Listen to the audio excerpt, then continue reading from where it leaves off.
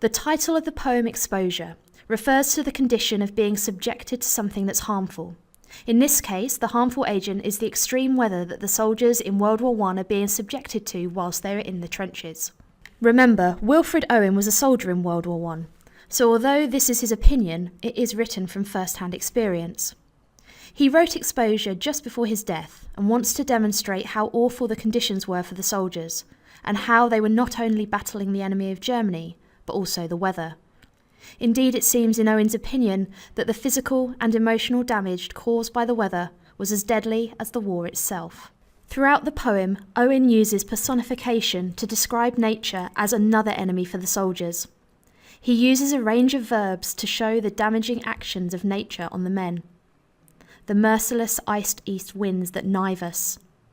Here, Owen describes the wind as having no mercy for the plight of the men. In addition, by using the verb knife, it implies that the wind is deliberately attacking the soldiers to cause harm.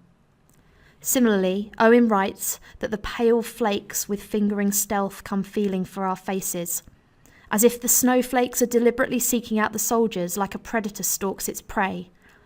The contrast of using something delicate like snowflakes to describe something deadly emphasises the danger of something that is innocuous in other circumstances.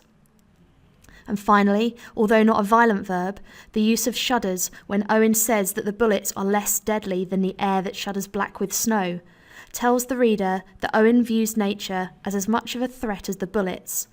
They are highly likely to die from exposure as well as combat, and the verb shudder creates an image of a reaction of horror or fright.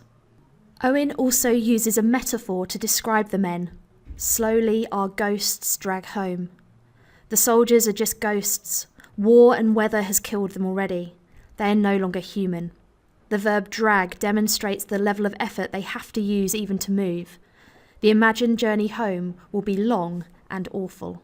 In the penultimate line of the poem, Owen uses the metaphor, all their eyes are ice. It's ambiguous as to whether Owen is referring to the dead soldiers that the burying party are dealing with, or those still alive. This ambiguity shows there is no difference between the soldiers who are dead and those who are alive. Nature has claimed some, and the others are now emotionless due to the impact of war. Eyes are seen as the window to the soul, and the fact that Owen describes them as ice implies that their souls are damaged, lifeless, or have disappeared altogether. Structurally, the phrase, "but nothing happens," is repeated several times throughout the poem, often at the end of a stanza. This emphasises the agony of waiting and that war is not all about action. Because they are sitting around waiting doing nothing, this is a reason why the weather is a much more realistic threat for the soldiers. Owen also uses caesura. The doors are closed. The pause emphasises the gap between the men and going home. They are trapped in the trenches and have no way of getting out of them.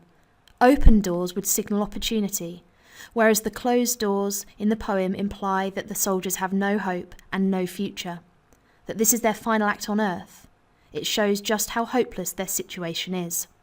Owen uses exposure to highlight the awful conditions of war for the soldiers, and in particular how powerful and dangerous the weather can be. Can you now consider any other poems from the cluster that would link with this idea of weather being powerful or deadly?